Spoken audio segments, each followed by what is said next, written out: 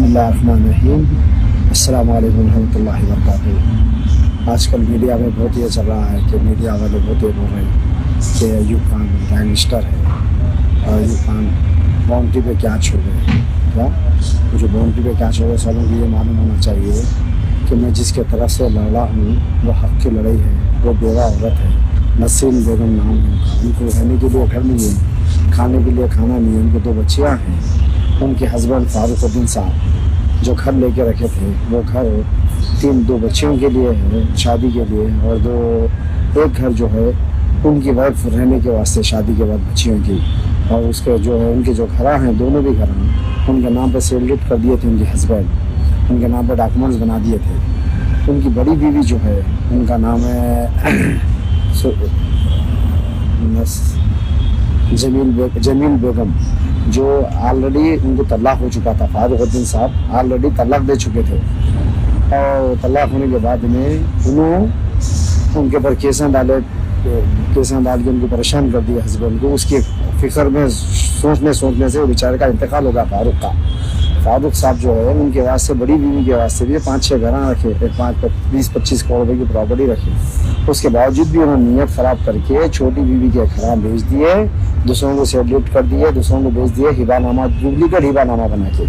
और हमारे मेहराज भाई को उन्होंने अपने घर पर बुलाए, क्या बात करने के वास्ते। मेहराज भाई को बोले आइए आप आके बात करिए, उनकी छोटी बीवी से बात करके हमारा कंप्रोमाइज करा दो, हम घर नहीं देते, वो बैंक में जो पैसे है उनकी बीवी को, छोटी नसीम बेगम को देते। जबीन बेगम बोले।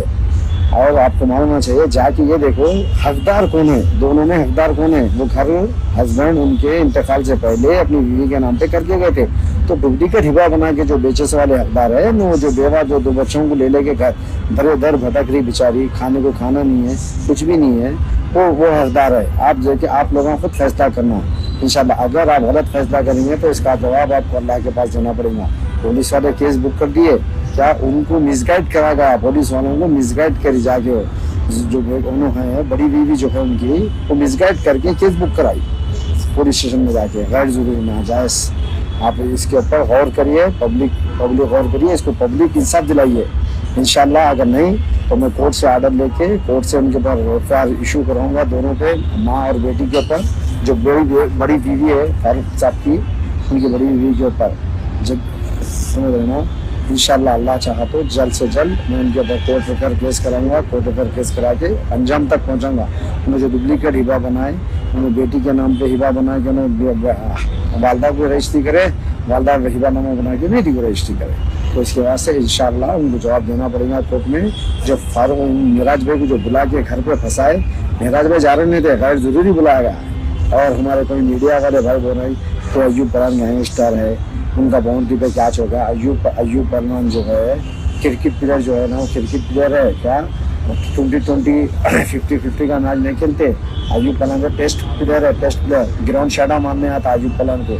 इंशाल्लाह आपको बताऊंगा मैं, जो भी मीडिया वाले गलत बतला रहे हैं उनमें दम है, अगर ईमान वाले है तो उन्हें फैसला करके बताओ। जाओ जाके छोटी बीवी का घर देखो और बड़ी बीवी का घर देख के फैसला करो।